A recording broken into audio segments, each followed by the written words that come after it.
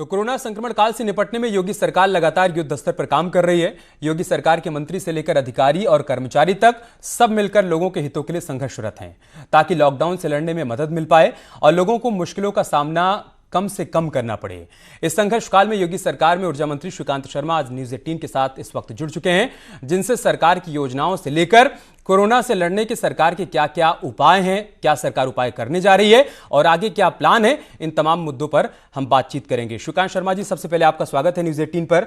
Sir, मेरा पहला सवाल आपसे यही है कि 20 करोड़ से ज्यादा की आबादी वाला राज्य, कोरोना के 410 मामले और मौत का आंकड़ा सिर्फ 4, क्या सरकार की प्रोएक्टिव अप्रोच का ये नतीजा है कि हम ये नंबर्स कम कर पाए हैं और राज्यों की तुलना में? देखिए, आदरणीय प्रधानमंत्री जी के दिशा निर्देशों पर हमारे माननीय मुख्यमंत्री जी लगातार, मैं कहूंगा 24 घंटे की मॉनिटरिंग कर रहे हैं। हर जिले की बारीकी से मॉनिटरिंग हो रही है और मैं कहूंगा कि बहुत हद तक हम ये इस जहर को फैलने से रोकने में सफल हुए थे। लेकिन ये जमातियों का जो व्यवहार सामने आया है, ये बहुत ही दुखद है और बहुत ही शर्मनाक भी है, क्योंकि एक तरफ पूरा मुल्क इस कोरोना वायरस को रोकने में लग रहा है और वहीं ये कुछ मुट्ठी भर जो जमाती हैं, ये इस कोरोना वायरस को फैलाने में लगे हैं। तो मैं कहूंगा हमारी सरकार पहले दिन से प्रोएक्टिव है और हमने बहुत सारे इनिशिएटिव लिए आदरणीय प्रधानमंत्री जी के दिशा निर्देश पर, हमारे मुख्यमंत्री जी ने, और इसका परिणाम यह हुआ कि हम जो सरकार का मोटिव था कि इसको थर्ड स्टेज पर नहीं जाने देना है, मैं मानता हूं उसमें बहुत हद तक हम लोग सफल हुए और अभी भी उत्तर प्रदेश के लोगों का खूब सहयोग हमको मिल रहा है। और अभी जो हमने 15 जिले जहां 6 या 6 से अधिक पॉजिटिव जो केस थे, उनको हमने उसमें उन एरियाओं को हमने सील किया है, उन पॉकेट्स को हमने सील किया है जिन पॉकेट्स के अंदर उन पॉजिटिव केसेस को आइडेंटिफाई किया था, जो पॉजिटिव केस जहां मिले थे। तो अभी पूरी तरह से कोशिश है कि, और ये जो इनिशिएटिव हमारी सरकार ने लिया है, हमारे मुख्यमंत्री जी ने लिया है, इसके पीछे एक ही मकसद है कि इस जहर को फैलने से रोकना और लोगों की सेहत, लोगों का स्वास्थ्य, लोगों की जिंदगी हमारी पहली प्राथमिकता है। तो लोग सहयोग कर रहे हैं। और आपने जमातियों का जिक्र किया, वसीम रिजवी ने आज एक बयान दिया, उन्होंने कहा कि एक साजिश के तहत जमाती 1 लाख लोगों को मारना चाहते थे। देखिए, कौन क्या कह रहा है मुझे उससे कोई सरोकार नहीं है, लेकिन इस पूरे मुल्क में आप देखें कि कोरोना को कैसे रोका जाए, इस जहर को कैसे रोका जाए, और इस बीच में जहां एक सकारात्मक रुख होना चाहिए था तबलीगी जमात के लोगों का, वो नकारात्मक उनका रुख सामने आया है। और ऐसे लोग, मैं पूरी जमात की बात नहीं कर रहा हूं, बड़ी तादाद में मुस्लिम धर्मगुरु हैं जो सरकार के साथ कंधे से कंधा मिलाकर चल रहे हैं। मैं पूरी जमात की बात नहीं कर रहा हूं, कुछ मुट्ठी भर जमाती हैं जो नकारात्मकता का परिचय दे रहे हैं और अभी भी छुपे हुए हैं, पहचान छुपा रहे हैं। तो ऐसे लोग कलंक हैं समाज सवाल के यूपी ऊपर, के लोगों के मन में है सर, कलंक हैं कि क्या सभी संक्रमित जमाती इस वक्त सरकार की रडार पर हैं या कुछ अभी भी ऐसे हैं जिनके बारे में कोई जानकारी नहीं है? नहीं, अभी बहुत हद तक हमारे रडार पर हैं और हमारे रडार पर हैं। टोटल 1573 तबलीगी जो जमाती हैं वो हमारे रडार पर हैं। उनमें से 1268 को क्वारंटीन हमने किया है, उनमें से 323 एनआरआई हैं। तो बड़ी तादाद में हमने इनको पकड़ने में हम लोग सफल हुए हैं और अभी भी इनको हम छोड़ेंगे नहीं। बहुत जल्दी इनको जहां भी ये छुपे हुए हैं वहां से निकालने का हम लोग प्रयास करेंगे। हम तो आपके चैनल के माध्यम से भी, टीवी 18 के माध्यम से भी अपील कर रहे हैं कि आप अगर हमको सुन रहे हैं तो स्थानीय प्रशासन को तुरंत सूचित कर दें, नहीं तो आप लोगों के खिलाफ कठोर कार्रवाई होगी। के मसले पर एक छोटा सा सवाल और, उत्तराखंड सरकार ने कहा है कि जो जमाती खुद ब खुद सामने नहीं आएगा उसके खिलाफ अटेम्प्ट टू मर्डर का केस दर्ज होगा। ऐसा कोई प्रावधान यूपी में भी जल्दी से? सर, मैंने इतना ही कहा है कि आप बाहर आ जाइए, आप अगर सरकार को सुन रहे हैं तो, नहीं तो आपके खिलाफ इस तरह की कठोर कार्रवाई कानून के तहत हम लोग करेंगे कि आपकी आने वाली पुश्तें भी याद रखेंगी। ठीक है सर, दावों और बयानों से इतर हम चाहते हैं कि हमारी बातचीत एकदम बेबाक तरीके से हो, मतलब प्रैक्टिकल जमीनी हकीकत क्या है उस पर हम बात करते हैं। सर, लॉकडाउन आगे बढ़ाने की सिफारिश की गई है, 15 जिलों में हॉटस्पॉट को चिन्हित कर पूरी तरीके से सील कर दिया गया है। कितना बड़ा संकट है इस वक्त सरकार के सामने? देखिए, बहुत बड़ा संकट है और इस संकट को कैसे कम किया जाए, उसी के लिए ये जो जिले हैं वो आइडेंटिफाई हुए और जो स्पॉट्स हैं उनको आइडेंटिफाई किया गया है। और आज डोर टू डोर हमारे मुख्यमंत्री जी ने आदेश दिया है, डोर टू डोर सैनिटाइजेशन का काम चल रहा है। उन पूरे इलाकों को हम लोग सैनिटाइज कर रहे हैं। इसके पीछे मोटिव यह है कि संकट से कैसे बाहर आया जाए, और इसीलिए ये कुछ पॉकेट्स को हमने 15 जिलों के अंदर सील किया है। सर, ये संभव है क्या? यहाँ पर जो बात कही जा रही है कि डोर टू डोर डिलीवरी की जाएगी, एक बहुत बड़ी आबादी रहती है सर, नोएडा में, गाजियाबाद में, आगरा में, हम सभी लोग जानते हैं, लखनऊ में, क्या वाकई में संभव हो पाएगा? क्या सरकार के पास इतने संसाधन हैं, इतना मैन पावर है? देखिए, अगर अभी आप देखें, पूरा एनालिसिस करें लॉकडाउन का, तो हम प्रशासन की तरफ से हमारे जो योद्धा हैं, कोरोना जो योद्धा है, उनको मैं न्यूज 18 की तरफ से सैल्यूट करता हूं कि पूरी शिद्दत से लगे हुए हैं। कहीं से भी कोई शिकायत हमको मिलती है, तुरंत हमारे लोग संज्ञान लेते हैं और वहां तक पहुंचने की कोशिश करते हैं।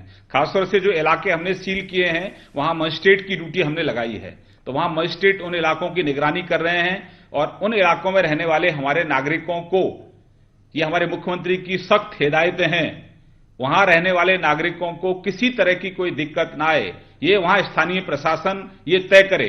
जिन मजिस्ट्रेट की वहां ड्यूटी लगाई है, वो मजिस्ट्रेट ये तय करें कि वहां पर रहने वाले लोगों को जो दैनिक उपयोग की वस्तुएं हैं, उनकी कोई कमी उन लोगों को वहां ना आए। इसकी चिंता हमारा प्रशासन कर रहा है। बहुत मुस्तैदी से हमारे लोग काम कर रहे हैं। जितनी प्रशंसा उनकी की जाए उतनी कम है। तो अब तक का जो आप देखें, आपके पास तो 24 घंटे का हमारी सरकार का रिपोर्ट कार्ड है, तो अब तक का आप देखें तो हमारी सरकार बहुत प्रोएक्टिव रहकर हमारी सरकार काम कर रही है। तो जो इलाके हमने सील किए हैं, वहां पर भी प्रोएक्टिव होकर हमारे प्रशासन के लोग काम कर रहे हैं, पूरी शिद्दत से, पूरी मेहनत से। तो हम उम्मीद करते हैं कि कहीं किसी को दिक्कत नहीं आएगी। अगर आएगी तो न्यूज 18 है, बाकी और भी लोग हैं जिनके माध्यम से हमको सूचना मिलेगी, तुरंत अविलंब उस पर हम कार्रवाई करेंगे। न्यूज 18 सर ऐसी जगहों की तस्वीर लगातार दिखा रहा है। आज कानपुर से कुछ तस्वीर सामने आई जहां पर लोगों ने कहा कि हमारे घर में दूध नहीं है, इस वजह से हमको बाहर निकलना पड़ा है। नोएडा में कुछ लोग बाहर निकले थे, उन्होंने कहा कि हमें नहीं मालूम है कि किस नंबर पर कॉल किया जाए जहां से हमें मदद मिल पाए। तो कुछ जगहों पर दिक्कतें भी आ रही हैं सर। देखिए, बहुत आसान है। 112 हमारा नंबर है, 1076 हमारा मुख्यमंत्री हेल्पलाइन नंबर है, 112 हमारा नंबर है। तो मैं टीवी 18 के माध्यम से तमाम उन मीडिया कर्मियों को भी सैल्यूट करता हूं। हम आपकी खबरों को बहुत सकारात्मक रूप से ले रहे हैं। कहीं से भी आपकी सूचना हमको मिलती है, तुरंत वहां स्थानीय प्रशासन को तुरंत सूचित किया जाता है। तो इन इलाकों में तुरंत विदिन 10 और विदिन 15 मिनट्स हम लोग मदद पहुंचाने की कोशिश करते हैं। Sir, testing lab, test kit, isolation centres, इन सब में हम कितना आगे बढ़ पाए हैं? सरकार को कितना कामयाबी मिल पाई है? क्या नंबर्स हैं, अगर आप वो साझा कर पाएं? देखिए, लगभग हम 10,000 हमने बेड हमारे यहाँ लगभग तैयार हम लोग कर चुके हैं, और क्वारंटाइन बेड की भी संख्या हम लोग बढ़ा रहे हैं। 10 हमारे मेडिकल कॉलेज हैं जहां टेस्टिंग लैब की व्यवस्था हमारे यहाँ चालू हो गई है, और जो बाकी के जो हमारे मेडिकल कॉलेज हैं वहां भी हम लोग व्यवस्था कर रहे हैं। हर जिले के अंदर हम लोग प्रयास कर रहे हैं कि वहां व्यवस्था हम लोग सुनिश्चित कर दें। तो पूरा प्रयास है कि इस महामारी को, इस जहर को 3rd स्टेज तक हम लोग ना जाने दें। हम भी यही चाहते हैं सर। लेकिन कल मुख्यमंत्री जी प्रेस कॉन्फ्रेंस के दौरान बता रहे थे कि अभी 75 जिलों में 10 लैब इस वक्त वर्किंग हैं। क्या लगता है 22 करोड़ की आबादी पर 10 लैब पर्याप्त हैं, या नंबर्स और बढ़ने वाले या फिर बढ़ गए हैं? आप ये देखें ना कि कोई भी लैब नहीं थी, हमने उन लैब को एस्टेब्लिश किया है। बाकी और जो 14 लैबें हमारी बहुत जल्दी स्टार्ट हो जाएंगी, और हर जिले के अंदर हम व्यवस्था लागू करने की कोशिश कर रहे हैं। तो ये एक अचानक आई हुई विपदा है। इस अचानक आई विपदा में, अचानक आए संकट में हम अपना बेहतर से बेहतर काम करने का प्रयास कर रहे हैं। सर, वो दिख रहा है, सीएम एक्शन मोड में है, ये हर कोई दिख रहा है। लेकिन प्राइवेट लैब्स को क्या इसमें शामिल किया जाएगा क्या? क्योंकि हमारे पास जिस तरीके की आबादी है उसके मुकाबले संसाधन कम है, हम सभी जानते हैं। तो क्या वो तरीका हो सकता है जिसके माध्यम से प्राइवेट लैब्स को भी शामिल किया जाए? इस जहर को फैलने से रोकने के लिए जितने भी विकल्प हैं, उन सभी विकल्पों पर सरकार गंभीरता से काम कर रही है। और इसीलिए जो आप बता रहे हैं कि भाई हम उस तरह से मेडिकल इक्विपमेंट की तरफ से हम उतने नहीं हैं जिस तरह से अमेरिका है, चीन है, ब्रिटेन है। तो मेडिकल इक्विपमेंट के हिसाब से वो वेल इक्विप्ड थे, वो कंट्रीज, वो देश। उसके बावजूद भी आज वहां के हालात बहुत बद से बदतर हैं। तो इसीलिए तो लॉकडाउन के अनुपालन के लिए लगातार हम आपके चैनल के माध्यम से अपील कर रहे हैं कि कोरोना को हराने का एक ही हथियार है, वो है सोशल डिस्टेंसिंग। जितना हम लोग सामाजिक दूरी रखेंगे, जितना हम अपने आप को बचा के रखेंगे, वही सबसे बड़ा हथियार है कोरोना को मारने का। तो इसीलिए हमारे प्रधानमंत्री जी ने आह्वान किया 21 दिन का लॉकडाउन। अभी हमारे मुख्यमंत्री जी ने इनिशिएटिव लिया, उन पॉकेट्स को हमने सील किया है। तो ये केवल और केवल उत्तर प्रदेश निवासियों के स्वास्थ्य के लिए, उनकी बेहतर जिंदगी के लिए ये फैसले हमारी सरकार ले रही है। तो मैं आपके चैनल के माध्यम से अपील कर रहा हूं कि आप अपने घर पे रहें, आप सुरक्षित रहें। आप बहुत कॉस्टली हैं अपने परिवार के लिए, आपका परिवार आपके लिए बहुत कॉस्टली है। तो कृपा करके अपने घर रहिए। तमाम नंबर हम लोग आपको दे रहे हैं। सरकार हमारी आपके घर के दरवाजे पर खड़ी हुई है, और कृपा करके जो सरकार के दिशा निर्देश हैं, आप प्लीज उनका अनुपालन करिए। ठीक है सर। अवनीश अवस्थी जी ने कहा है कि जब तक कोरोना फ्री नहीं हो जाएगा लॉकडाउन जारी रहेगा। कब तक संभव हो पाएगा सर लॉकडाउन, और आगे बढ़ने वाला है? देखिए, अभी इस स्टेज पर मेरे माध्यम से कहना कुछ भी उचित नहीं होगा। तो मैं इतना ही कहूंगा कि 14 तारीख का जो हमने समय दिया है, उसके बाद फिर एक बार इसकी समीक्षा होगी। और क्योंकि लॉकडाउन का आदेश केंद्र सरकार की तरफ से हुआ है, तो आगे आने वाले समय में भी राज्यों के साथ आदरणीय प्रधानमंत्री जी चर्चा करने वाले हैं। तो हर दिन इसकी समीक्षा माननीय मुख्यमंत्री जी भी करते हैं।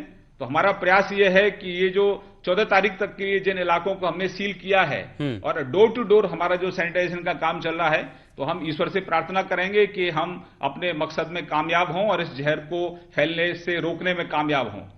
सर, राज्य के लेवल पर टीम 11 का गठन किया गया है, और कल सीएम ने जिलेवार भी टीम 11 का गठन कर दिया है। ये टीम 11 कैसे काम कर रही है सर, अगर आप दर्शकों को थोड़ा सा बता पाएं इसके बारे में। देखिए, टीम 11 में 11 अधिकारियों को इन टीम 11 का नेतृत्व दिया गया है, और सभी जिलों के साथ वो कोऑर्डिनेट कर रहे हैं, और बहुत अच्छा सब लोग अपने काम को अंजाम दे रहे हैं। सभी प्रशासनिक अधिकारी पूरी शिद्दत से अपने काम में लगे हैं, और इसी तरह से हर जिले के अंदर भी टीम 11 तैयार की गई है।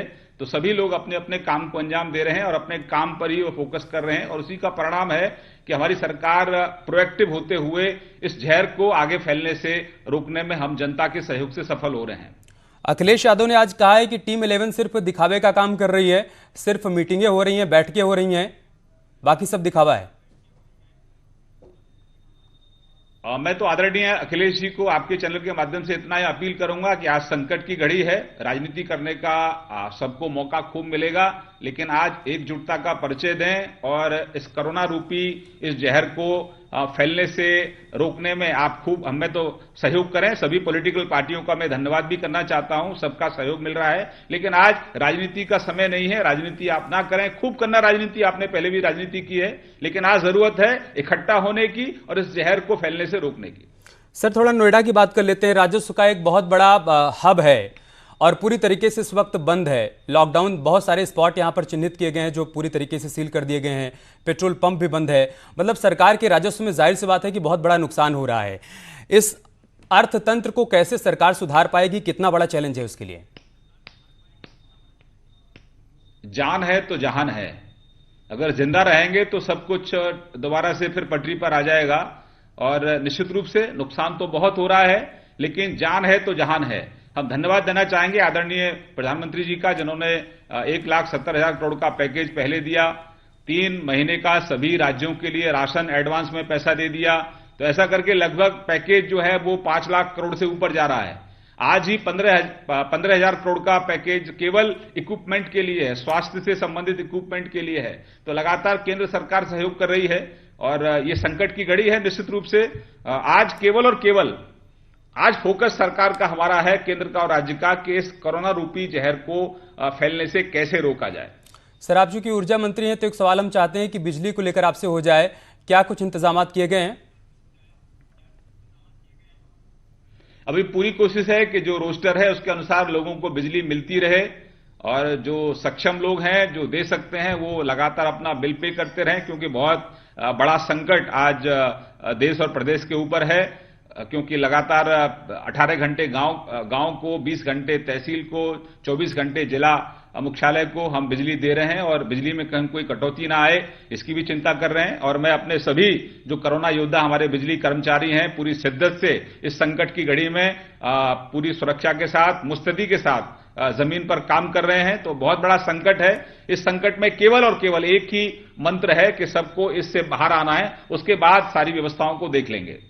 पुलिस वालों के लिए भी कोरोना को देखते हुए बीमा का ऐलान कर दिया गया, डॉक्टर्स के लिए भी कर दिया गया। बिजली कर्मचारियों के लिए आपकी तरफ से कोई ऐलान?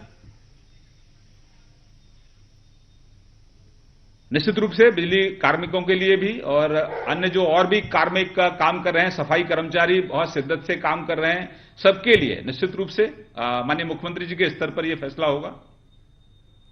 सर, एक छोटा सा सवाल और आखिरी सवाल हम कह सकते हैं इसको, किसानों को लेकर थोड़ी सी बातचीत हो जाए। सर, गेहूं की कटाई का समय है, बहुत सारे किसानों के खेत में फसल इस वक्त खड़ी हुई है, उनके सामने मजदूरों का संकट है, मजदूर मिल नहीं रहे हैं।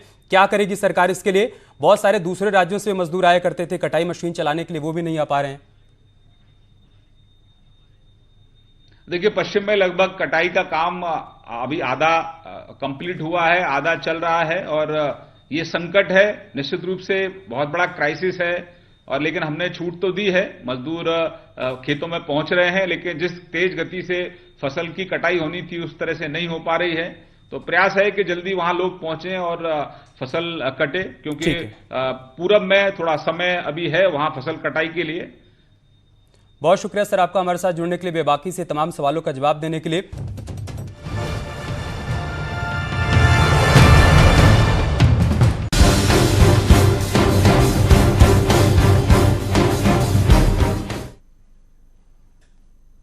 उधर केशव प्रसाद मौर्य ने तबलीगी जमात पर जोरदार हमला बोला है। उन्होंने कहा है कि राजनीतिक पार्टियों के लोग तबलीगी जमात की निंदा करें, इस पर तबलीगी जमात पर राजनीति ना करें, सब साथ मिलकर काम करें। डिप्टी सीएम केशव प्रसाद मौर्य ने लोगों को भरोसा दिया है कि यूपी में कोई भी भूखा नहीं सोएगा, सबके घर तक सामान पहुंचाया जाएगा। भी 15 जिले ऐसे हैं जिन्हें जो मुख्य स्थान है उनको चिन्हित करने के बाद वहां पर बंधन लगाया गया है, वहां से किसी को निकलने पर रोक लगाया गया है। लेकिन जो वहां रह रहे हैं वो भूखे नहीं रहेंगे, वो प्यासे नहीं रहेंगे, उनको किसी प्रकार का अभाव ना हो, इसके लिए होम डिलीवरी की सुविधा भी प्रदान की गई है। मेरे भाइयों बहनों, मैं आप सब लोगों से निवेदन करना चाहता हूं, जहां पर भी सरकार ने जो फैसला किया है उस फैसले को सफल बनाने में आप सब अपना सहयोग करें, योगदान कर रहे हैं। आपकी ओर से कोई कमी नहीं है। ये तबलीगी जमात के जो लोग हैं, जो समस्या इस समय बढ़ रही है उनके कारण बढ़ रही है। और इस देश के अंदर जो राजनीति करने वाले हैं उनसे मैं अपील करना चाहूंगा, ऐसे लोगों की कड़ी निंदा करें, इनकी भर्त्सना करें। ऐसे लोग जो पुलिस पर हमला कर रहे हैं, जो डॉक्टरों पर हमला कर रहे हैं, जो आशा वर्करों पर हमला कर रहे हैं, इनको माफ नहीं किया जा सकता। यह देश की सुरक्षा का सवाल है, देश की 130 करोड़ जनता को सुरक्षित रखने का सवाल है और ऐसे मामले में सबके सहयोग की आवश्यकता है। मेरे भाइयों बहनों, मैं दो दिन से आप सबसे बात नहीं कर पाया था। इसके पीछे एकमात्र की लगातार आप सब अपना स्नेह और प्यार देशवासियों को देने का काम कर रहे हैं। माननीय प्रधानमंत्री जी की अपील का 100% पालन करने का काम कर रहे हैं। कोई भूखा न रहे, इस अभियान को सफल बनाने का काम कर रहे हैं। लेकिन अभी हम सब लोगों को और समस्या का सामना करने के लिए तैयार रहना चाहिए। आएगी समस्या, जो भी चुनौती आएगी उसका हम सामना करेंगे। माननीय प्रधानमंत्री जी देश हित, देशवासियों के हित में जो फैसला लेंगे उस फैसले को सफल बनाना यह हमारा आपका धर्म है, हमारा आपका कर्तव्य है, हमारा आपका दायित्व है। आज देश संकट में है, पूरी दुनिया में भारत की जय जयकार हो रही है, भारत का सम्मान बढ़ रहा है। लेकिन यह कोरोना संक्रमण का जो संकट है, अभी इससे निकल करके बाहर आने के लिए हम सब लोगों को मिलकर के इस लड़ाई को लड़ने का काम करना है। मैं आप सब से एक बार फिर से अपील करता हूं, प्रधानमंत्री केयर फंड जो बना हुआ है, आप सबने हो सकता है योगदान दिया हो। जिसने अपना योगदान नहीं दिया है, प्रधानमंत्री केयर फंड में योगदान जरूर दें।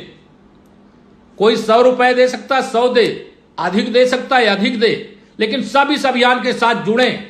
जिस प्रकार से आपने ताली बजा करके सम्मान देने का काम किया चिकित्सा सेवा में लगे हुए योद्धाओं के लिए, प्रशासन और पुलिस के लिए, जिस प्रकार से दीप जला करके राष्ट्रीय एकता का परिचय देने का काम किया, कोरोना को हराने के लिए हम सब एकजुट हैं, उसी प्रकार से यह लड़ाई, जैसा आपने माननीय प्रधानमंत्री जी के द्वारा भी सुना है, उन्होंने कहा है कि यह लड़ाई लंबी चल सकती है और हमें इसके लिए तैयार रहना चाहिए।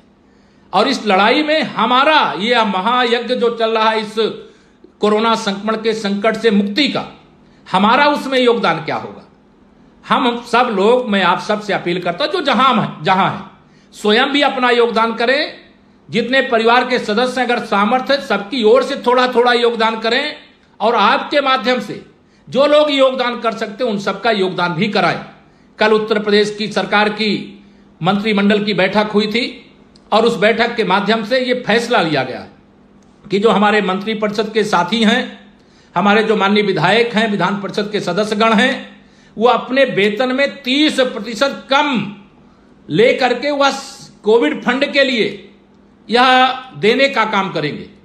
जो क्षेत्र के विकास के लिए विधानमंडल क्षेत्र विकास निधि थी, 2020 और 21 का जो वित्तीय वर्ष है, इस वित्तीय वर्ष की संपूर्ण धनराशि यह कोविड-19 के लिए खर्च की जाएगी। उसके लिए कल कैबिनेट का निर्णय हो गया है।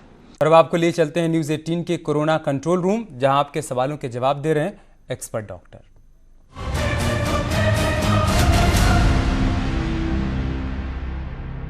मैं निशा शर्मा हूँ दिल्ली से। मैं देख रही हूँ कि सोशल मीडिया पे आजकल एक सवाल बहुत चल रहा है कि अब देखो दुनिया खत्म होने जा रही है। मेरा नाम मनन डाबी है और मैं अहमदाबाद का रहने वाला हूँ। मेरी उम्र 32 साल है। मेरा सवाल यह है कि सोशल मीडिया पे ये खबरें आ रही है कि अब कोरोना संकट को लेकर पूरी दुनिया खत्म होने वाली है। नमस्कार, मेरा नाम राजेश कुमार है और मैं जयपुर से बोल रहा हूँ। मेरा सवाल ये है कि आजकल जो सोशल मीडिया पे खबरें आ रही हैं कि दुनिया खत्म होने वाली है, ऐसा है क्या? मैं विभूति अवस्थी इंदौर से।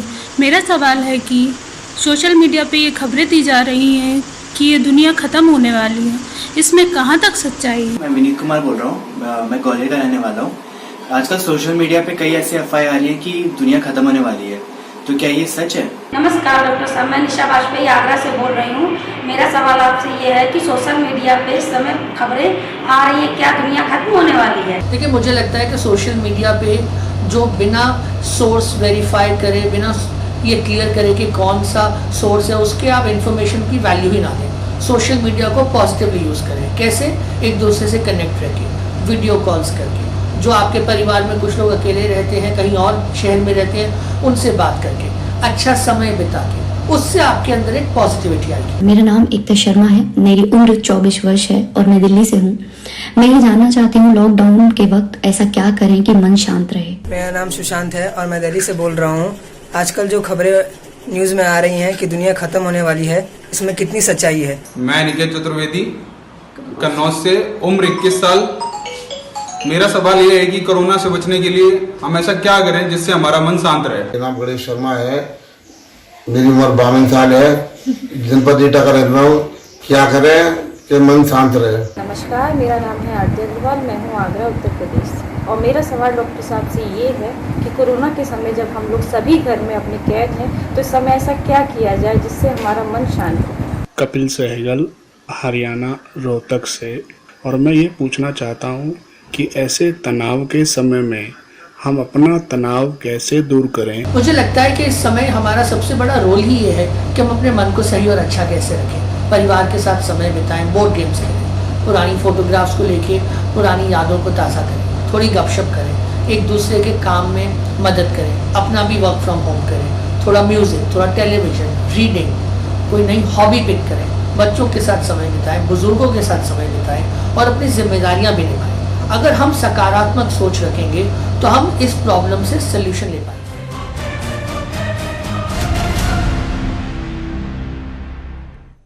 और चलिए इसके साथ इस बुलेटिन में इतना ही। खबरें जारी हैं, आप बने रहिए हमारे साथ। नमस्कार।